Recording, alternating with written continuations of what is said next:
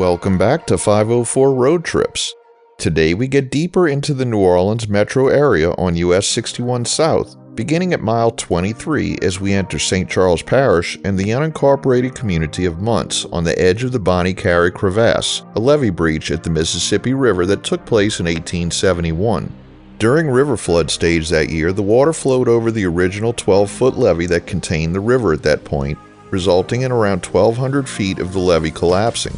The force of the water rushing through widened the breach until it was nearly a mile wide.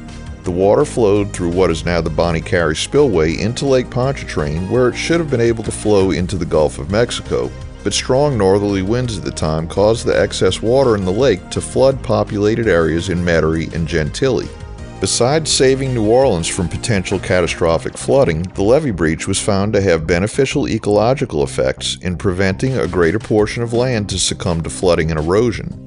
Because of these benefits, the local government petitioned for the creation of an artificial crevasse that could be periodically opened to drain the excess water from the Mississippi River.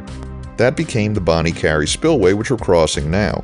The spillway consists of a control structure at the river, a 1.5-mile weir composed of the series of pins, or wooden pilings, that are removed in sections to allow water to flow through. The water flows along the 6-mile floodplain and into Lake Pontchartrain. It was first opened in 1937 to alleviate river flooding and protect communities downriver. The spillway has been opened a total of 15 times since its construction, most recently in April of 2020. We're now in the census-designated place of Norco. Once called Sellers for a wealthy family that lived here, the land was purchased by Shell Oil in 1911, and the New Orleans Refining Company was established, from which the name Norco was derived. The new name became official in 1926. As of the 2020 census, Norco had a population of 2,984.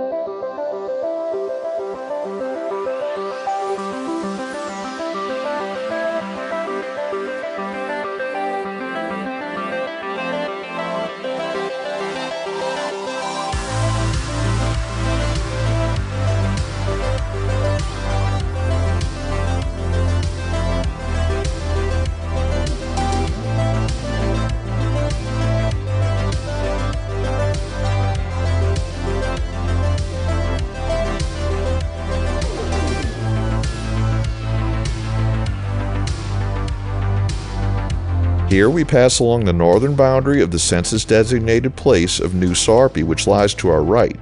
New Sarpy had a population of 1,169 as of the 2020 census. On the left is the Good Hope oil and gas field, spread out over a cypress swamp called the La Branche Wetlands.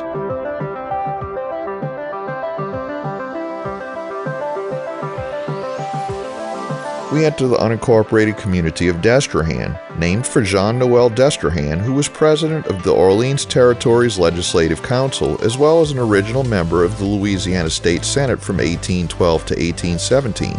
His home, Destrehan Plantation, is listed on the National Register of Historic Places and is an attraction on the Great River Road in Destrehan. Destrehan had a population of 11,340 as of the 2020 census.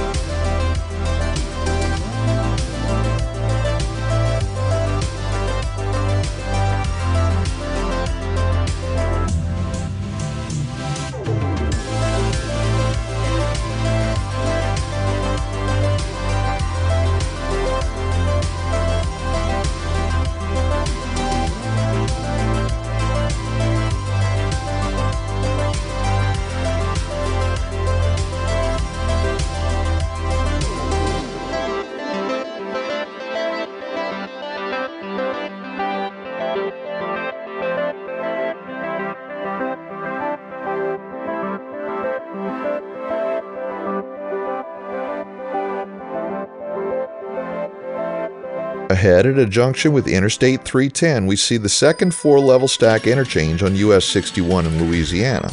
This engineering wonder seems strangely out of place in the middle of a swamp. I-310 connects I-10 just a few miles to our left to US Highway 90 7 miles to our right via the Hale Boggs Memorial Bridge over the Mississippi River. Now we're in St. Rose, another census-designated place, known to most New Orleanians as the industrial area out by the airport. Most development is to the right-hand side of the highway through St. Rose, with the LaBranche wetlands continuing on the left. Although most of what we see here along Airline Highway is industrial, including various trucking companies, heavy equipment dealers, an intermodal container service, warehouses, and an Amazon distribution center, most of the residential development is along the River Road, hidden from view along US 61. We'll also begin to see some airport hotels as we're quickly approaching New Orleans International Airport.